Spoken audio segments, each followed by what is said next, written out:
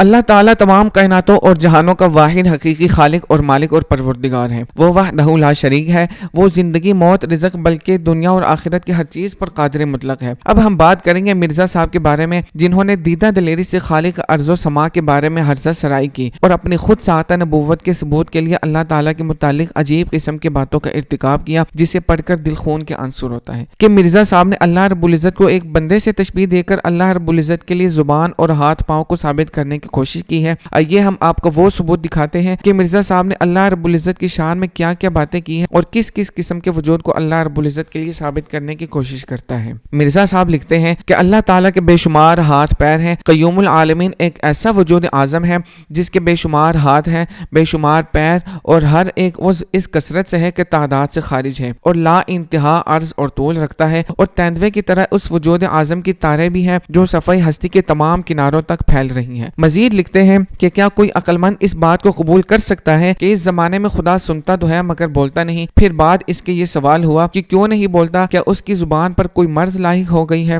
آگے لکھتے ہیں کہ وہ خدا جس کے قبضے میں ذرہ ذرہ ہے، اس سے انسان کہاں بھاگ سکتا ہے؟ وہ فرماتا ہے کہ میں چوروں کی طرح پوشیدہ آؤں گا۔ آگے لکھتے ہیں جو ان کی وحی سے بیان ہوتا ہے کہ مجھ پر اللہ تعالیٰ نے وحی کی، جس کا ترجمہ یہ بنتا ہے کہ میں فوجوں کے ساتھ ناگہانی کے طور پر آؤں گا، میں رسول کے ساتھ ہو کر جواب دوں گا، میں غلطی بھی کرتا ہوں اور ٹھیک بھی کرتا ہوں۔ آگے لکھتے ہیں کہ ایک بار مجھے یہ الہام ہوا تھا کہ خدا قادیان میں نازل ہوگا اپنے وعدے کے موافق، اور ایک اور جگہ پر لکھتے ہیں کہ سچا خدا وہی ہے جس نے قادیان میں اپنا رسول بھیجا۔ تو اس کا مطلب تو آخرکار یہی نکلتا ہے کہ سچے خدا کی نشانی صرف یہ ہے کہ اس نے مرزا صاحب کو قادیان میں رسول بنا کر بھیجا ہے، اور اگر مرزا صاحب قادیانی رسول نہیں تو پھر خدا کی سچائی مشکوک ہے۔